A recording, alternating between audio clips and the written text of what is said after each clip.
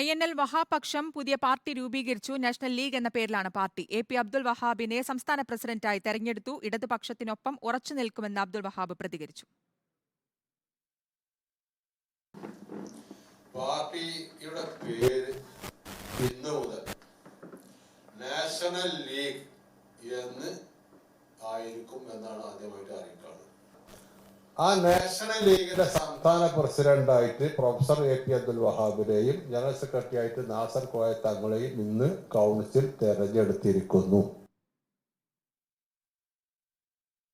AK അഭിലാഷിന്റെ വിവരങ്ങളുമായി. Abhilash, national league എന്ന പേരിൽ പാർട്ടി രൂപീകരിച്ചിരിക്കുന്നു. എന്തൊക്കെയാണ് അവർ പറയുന്നത്?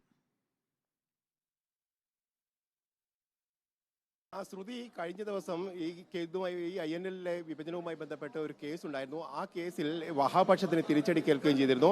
ഇതിന്റെ അടിസ്ഥാനത്തിലാണ് ഇപ്പോൾ ഒരു പുതിയ പാർട്ടി രൂപീകരിച്ചുകൊണ്ട് പ്രവർത്തനങ്ങളിലേക്ക് മുന്നോട്ട് പോകാൻ തീരുമാനത്തിലേക്ക് INL വഹാപക്ഷം എത്തിയിരിക്കുന്നത്. നാഷണൽ ലീഗ് എന്ന പേരിലായിരിക്കും പുതിയ പാർട്ടി രൂപീകരിക്കുക എന്നാണ് ഇപ്പോൾ വഹാ വ്യക്തമാക്കുകയും ചെയ്തിരുന്നത്.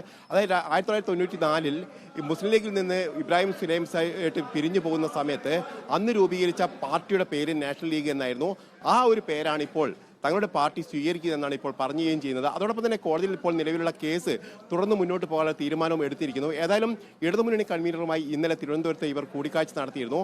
ആ യോഗത്തിൽ ചില ഉറപ്പുകൾ ഇടതുമുന്നണി കൺവീനറിൽ നിന്ന് ലഭിച്ചു എന്നാണ് ഇപ്പോൾ ഈ നാഷണൽ ലീഗ് പറയുകയും ചെയ്യുന്നത്. കാരണം ഈ ഇടതുമുന്നണിയിൽ ഉൾപ്പെടുത്താമെന്നുള്ള ഉറപ്പാണ് നൽകിയിരിക്കുന്നത്. അതോടൊപ്പം തന്നെ ജില്ലാ തലങ്ങളിലൊക്കെ ഈ LDFുമായി സഹകരിപ്പിക്കാനുള്ള നിർദ്ദേശം കൺവീനർ നൽകി എന്നുള്ള കാര്യം കൂടി പറയുന്നു.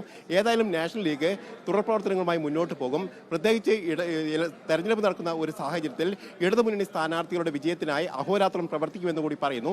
അതോടൊപ്പം തന്നെ പൊന്നാനിയിലെ INL പക്ഷം വഹാപക്ഷം പുതിയ പാർട്ടി രൂപീകരിച്ചിരിക്കുന്നു. നാഷണൽ ലീഗ് എന്ന പേരിലാണ് പാർട്ടി.